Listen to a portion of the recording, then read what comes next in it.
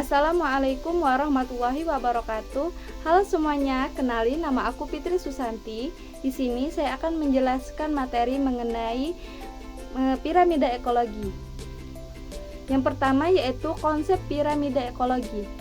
Jadi piramida ekologi ini terbagi menjadi dua suku kata, yaitu yang pertama piramida. Piramida ini merupakan bangunan asal Mesir yang berbentuk bangunan di mana semakin tinggi tingkatannya maka semakin kecil luasnya atau mengkerucut. Kemudian kata yang kedua yaitu ekologi. Ekologi ini merupakan cabang dari ilmu biologi yang mengkaji interaksi antar makhluk hidup dan makhluk hidup dengan lingkungannya. Jadi ilmu-ilmu yang ada di ekologi ini diimplementasikan dalam konsep piramida agar lebih mudah untuk dipahami. Kemudian yang selanjutnya yaitu definisi piramida ekologi. Jadi piramida ekologi ini merupakan suatu representasi grafik atau diagram yang berbentuk piramida, menunjukkan hubungan antar organisme pada tingkat trofik yang berbeda, yang berurutan dalam suatu rantai makanan. Piramida ekologi ini berfungsi untuk menunjukkan perbandingan. Perbandingan apa?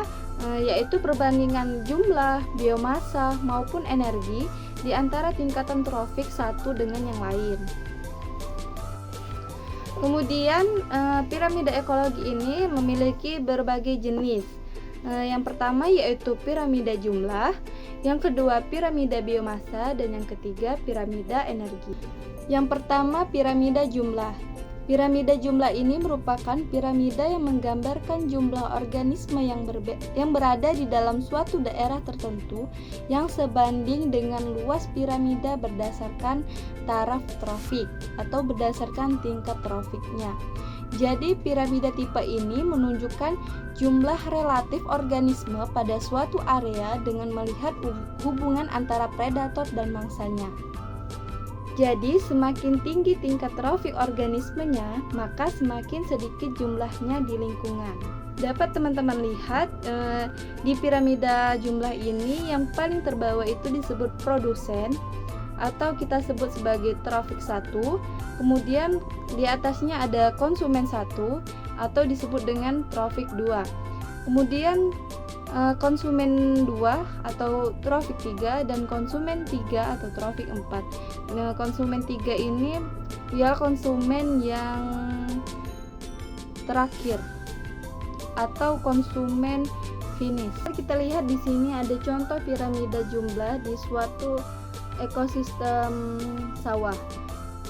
Yang paling bawah itu merupakan produsen di mana terdapat 500 pokok padi.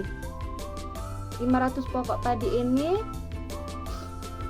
kemudian naik ke trofik ke atas atau dimangsa oleh 100 ekor belalang.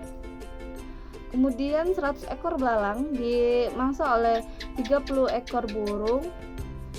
Selanjutnya 30 ekor burung ini diisi oleh 10 ekor ular. Dan yang terakhir, ular dikonsumsi oleh 5 ekor burung elang.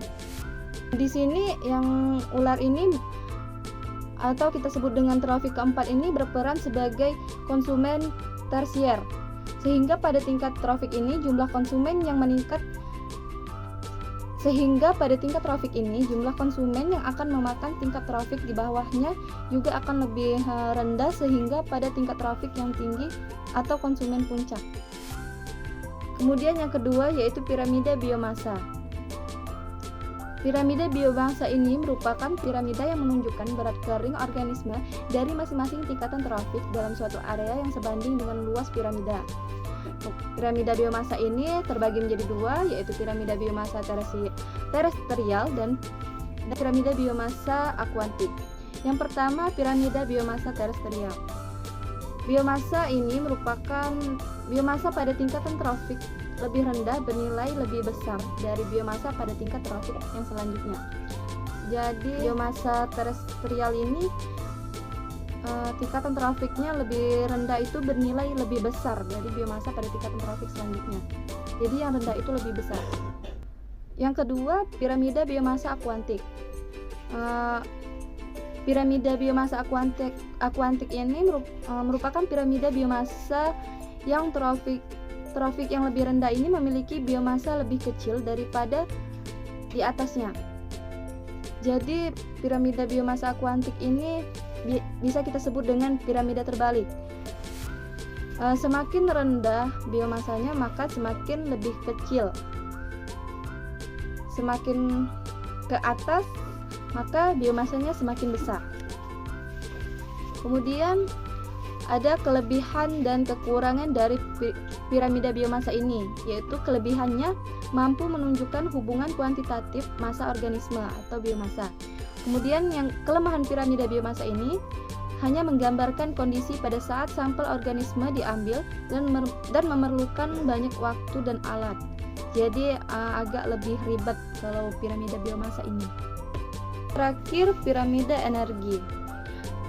Piramida energi ini merupakan piramida yang menggambarkan terjadinya penurunan energi pada tiap tahap tingkatan trofik. Jadi piramida energi ini menunjukkan suatu penurunan energi. Jadi setiap trofik itu melakukan penurunan energinya. Piramida energi ini semakin tinggi tingkat trofik maka semakin sedikit energi yang diserap. Diserapnya yaitu 10% setiap naik satu trofik. Dapat kita lihat di sini ada contoh piramida energi. Di mana trofik 1 ini merupakan produsen, ialah berupa tumbuh-tumbuhan, di mana tumbuh-tumbuhan ini terdapat 1000 joule. Di sini mohon maaf belum terganti, itu tuh merupakan suatu joule bukan kilogram. Jadi di trofik 1 mentransfer energinya ke trofik 2, yaitu trofik 2 yang berisi ada ulat, belalang dan tikus mendapatkan 10% dari trofik 1. Kemudian trofik 3 ada kelompoknya ayam, kodok atau katak dan lain-lain mendapatkan 10% dari trofik 2. Kemudian yang terakhir yaitu trofik keempat atau bisa kita sebut konsumen yang ketiga mendapatkan 10% energi dari trofik ketiga. Jadi semakin naik, semakin tinggi trofiknya maka semakin rendah energinya. Kemudian piramida energi ini memiliki kelebihan dan kelemahannya. Yang pertama kelebihannya piramida ekologi ini tidak dipengaruhi oleh ukuran suatu organisme dan kecepatan metabolisme individu. Kemudian kelemahannya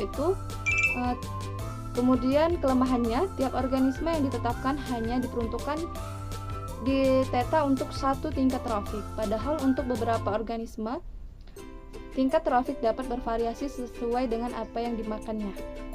Mungkin itu saja yang dapat saya jelaskan. Terima kasih sebelumnya. Wassalamualaikum.